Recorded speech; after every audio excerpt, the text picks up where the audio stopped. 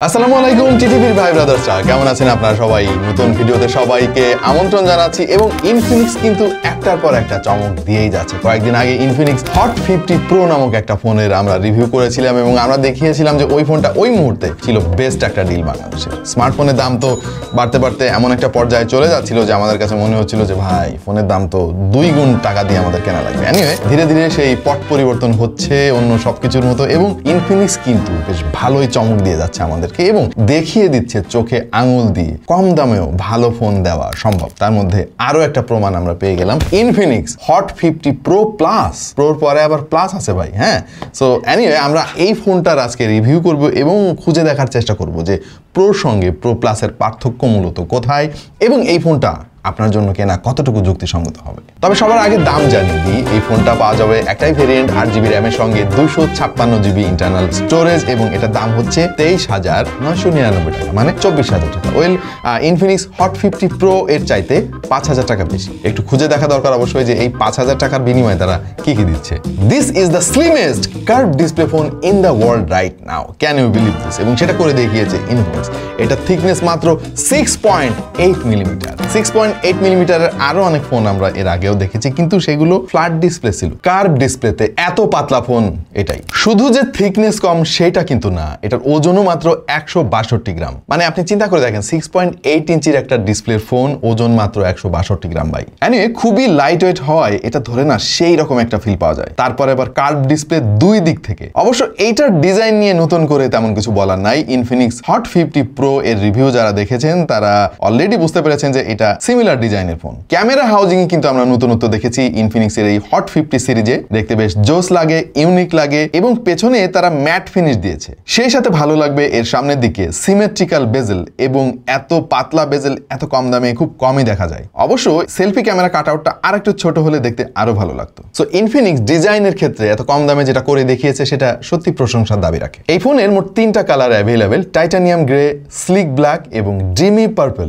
Infinix hot 50 প্রোর মতো এটা display প্রায় একই রকম, জাস্ট কিছু জিনিস এখানে যুক্ত করা হয়েছে। যেমন এখানে টাচ স্যাম্পলিং রেট কিন্তু 360 হার্জ, যেটা দুর্দান্ত কাজ করবে। অন্যান্য ফোনের চাইতে এখানে টাচ সেন্সিটিভিটি আপনি আরো বেটার ফিল করতে পারবেন। সে সাথে এই ফোনে যুক্ত করা হয়েছে এবার গরিলা গ্লাস 5 এর প্রোটেকশন, যেটা ইনফিনিক্স হট 50 প্রোতে ছিল না। রয়েছে টিইউভি লো ব্লু লাইট, এর ফলে চোখের ক্ষতি একটু কম হবে। তবে পিক ব্রাইটনেসটা একটু কম মনে হয়েছে এখানে 1300 নিটস, যেটা ইনফিনিক্স হট 50 প্রোতে ছিল 1800 নিটস। এনিওয়ে এই ডিসপ্লেটাকে আমি কোনোভাবে খারাপ বলতে পারছি না। এই বাজেট রেঞ্জে অন্তত খুবই কালারফুল, খুবই ভিভিড। যদিও আরেকটু ব্রাইটনেস আমি আশা করেছিলাম, তাতে দিনের আলোতে আরো ভালো পারফর্ম করতে পারতো। বাট ইনডোর কন্ডিশনে this is a very good display. 6.78 ইঞ্চির মতো বড় সড়ো একটা অ্যামোলেড 120 হার্জের ডিসপ্লে এবং সিমেট্রিক্যাল বেজেল হওয়াতে মাল্টিমিডিয়া কনজাম্পশন খুবই চমৎকার ছিল। কোনো কালার শিফটিং ইস্যু আমরা খেয়াল করিনি, কালার ব্লিডিং ইস্যুও নাই। ওভারঅল এই বাজেটে এটা চমৎকার একটা ডিসপ্লে। ইনফিনিক্স হট 50 মতো এটা হার্ডওয়্যার ভাই সেম টু সেম, মানে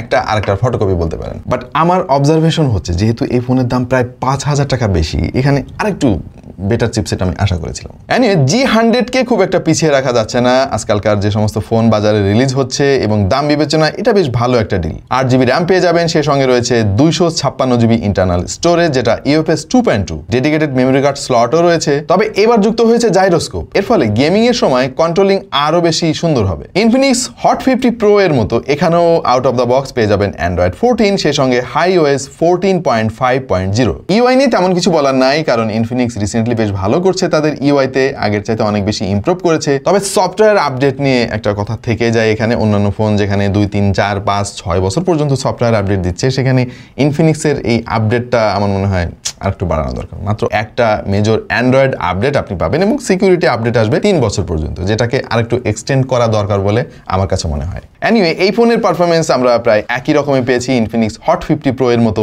তেমন কোনো পার্থক্য পরিলক্ষিত হয় নাই। App opening time, multimedia tasking এবং অ্যাপ সুইচিং যথেষ্ট স্মুথ ছিল।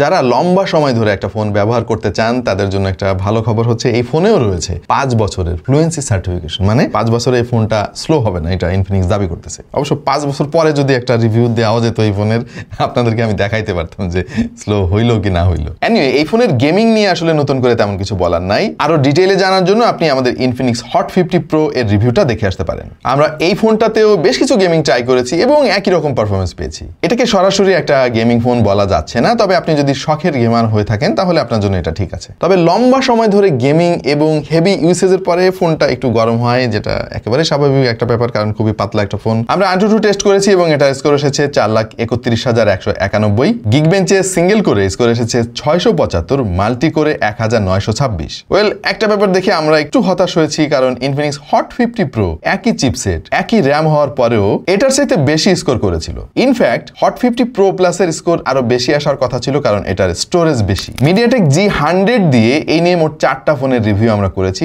আনফরচুনেটলি এই ফোনের স্কোরটা নিচের দিকেই রয়েছে। তবে 24 থেকে 25,000 টাকা প্রাইস রেঞ্জের অফিসিয়াল যে ফোনগুলো বাংলাদেশে অ্যাভেলেবেল, তার মধ্যে যদি একটু তুলনা করেন তাহলে দেখবেন যে এই ফোনটা ওপরের কাতারেই থাকবে। এনিওয়ে, যেহেতু প্রো প্লাস আবার স্টোরেজও বেশি, সুতরাং আমরা আরেকটু বেটার স্কোর এর কাছ থেকে আশা করেছিলাম। ক্যামেরাতেও স্লাইটলি চেঞ্জেস এখানে নিয়ে এসেছে Infinix hot 50 pro plus. Main sensor 50 megapixel থাকলেও সামনে তারা ব্যবহার করেছে 13 মেগাপিক্সেল, যেটা ইনফিনিক্স হট 50 প্রোতে ছিল 8 মেগাপিক্সেল। তবে এবারও থাকছে না কোনো আলট্রা ওয়াইড সেন্সর। এনিওয়ে, ছবির কোয়ালিটি ভালো। আমাদের ইনফিনিক্স হট 50 প্রো এর রিভিউ যারা দেখেছেন তারা জানেন যে এইটার ক্যামেরা কিন্তু এই প্রাইস রেঞ্জের অন্যান্য ফোনের চাইতে অনেক ভালো। আমরা এই ফোন দিয়েও অনেক ছবি তুলেছি এবং আমাদের কাছে মনে হয়েছে যে এই ক্যামেরাটাকে মোটামুটি রিলাই করা যায়। অধিকাংশ ছবি সোশ্যাল মিডিয়ার জন্য রেডি মনে হবে আপনার কাছে, যদিও একটু বুঝে শুনে আপনাকে ছবি তুলতে হবে। রিয়ার ক্যামেরার মতো ফ্রন্ট ক্যামেরাও বেশ ভালো পারফরমেন্স দেখিয়েছে। 13 মেগাপিক্সেল আসলে আমাদের কাছে মনেই হয় নাই। ছবিতে যথেষ্ট শার্পনেস পাবেন এবং স্কিন টোনটা খুবই ন্যাচারাল মনে হলো আমার কাছে। ভিডিও করতে পারবেন সর্বোচ্চ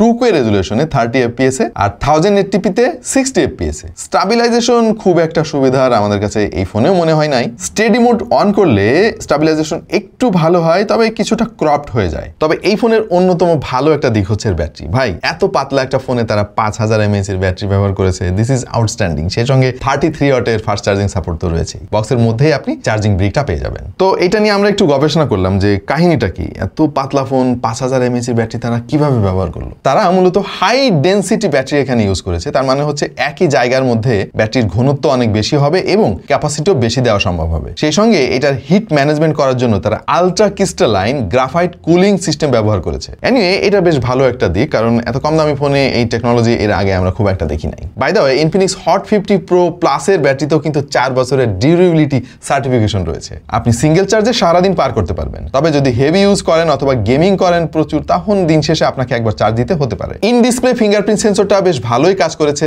অ্যাকুরেট। তবে আমার কাছে মনে হয়েছে যে অ্যানিমেশনের কারণে একটু স্লাইটলি স্লো আপনার কাছে ফিল হতে পারে। তবে এর যে নেটওয়ার্ক রিসিপশন এবং ওয়াইফাই সিগন্যাল কোয়ালিটি ঠিকঠাক মতো কাজ করেছে। স্পিকার কোয়ালিটি মোটামুটি, যেহেতু পাতলা একটা ফোন খুব বেশি ডিটেইল আপনাকে দিতে পারবে না এবং ফুল ভলিউমে যেতে গেলে আপনি দেখবেন যে সাউন্ড ডিস্টর্ট শুরু হয়েছে। অলরাইট, আমরা আমাদের রিভিউর প্রায় শেষ প্রান্তে চলে এসেছি। আমাদের গবেষণা করা শেষ এবং যেটা বুঝলাম সেটা হচ্ছে ইনফিনিক্স হট 50 প্রো এর সঙ্গে এর যে খুব বেশি পার্থক্য আছে সেইটা না। তবে 5000 টাকার বিনিময়ে তারা কি কি দিয়েছে এখানে। থিকনেস অনেক কম, দেখতে পাচ্ছেন। এত কম থিকনেসের ফোন মার্কেটে খুব কমই অ্যাভেলেবেল আছে এবং ডিসপ্লেতে গরিলা গ্লাস 5 এর প্রোটেকশন অ্যাড করেছে। সেলফি ক্যামেরা 8 মেগাপিক্সেলের জায়গায় তারা 13 মেগাপিক্সেল দিয়েছে। মেমোরি 128 জিবি জায়গায় দিয়েছে 256 জিবি এবং যুক্ত করেছে জাইরোস্কোপ। সো এইগুলো বাদে আর তেমন কোনো চেঞ্জেস আমাদের চোখে অন্তত ধরা পড়ে নাই। কিন্তু আমার অবজারভেশন হচ্ছে যে ভাই, 5000 টাকা যেহেতু বাড়ানো হয়েছে, এখানে আর একটু বেটার চিপসেট ব্যবহার করা যেত। সেলফি ক্যামেরাটা আর একটু বেটার করা যেত। ব্যাটারি ক্যাপাসিটি আমি বাড়াইতে বলতেছি না, এত পাতলা ফোনে ভাই এর চাইতে বেশি ব্যাটারি দেওয়া সম্ভব না। এবং একটা আলট্রা ওয়াইড সেন্সর দেওয়া যেত, এই জিনিসটা আমরা অনেক মিস করেছি। তাহলে 5000 টাকা বাড়ানোটা যুক্তিসঙ্গত হতো। বাট স্টিল আমি যদি দাম এবং পারফরমেন্সের বিচার করি তাহলে এখনো পর্যন্ত আমার পছন্দ হচ্ছে ইনফিনিক্স হট 50 প্রো। অলরাইট, আপাতত ইনফিনিক্স হট 50 প্রো প্লাস নিয়ে আর তেমন কিছু বলার খুঁজে পাচ্ছি না। মূল পার্থক্যগুলো তো আপনাদের সাথে শেয়ার করলাম। প্রিয় দর্শক, আপনার কাছে কেমন লাগলো ইনফিনিক্স হট 50 প্রো প্লাস? অবশ্যই কমেন্টে জানিয়ে। দেখা হয়ে যেতে পারে অন্য কোনো ভিডিওতে ভিন্ন কোনো বিষয় নিয়ে। সেই পর্যন্ত সবাই ভালো থাকুন, সুস্থ থাকুন আর দেখতে থাকুন টেক টু দ্য পয়েন্ট।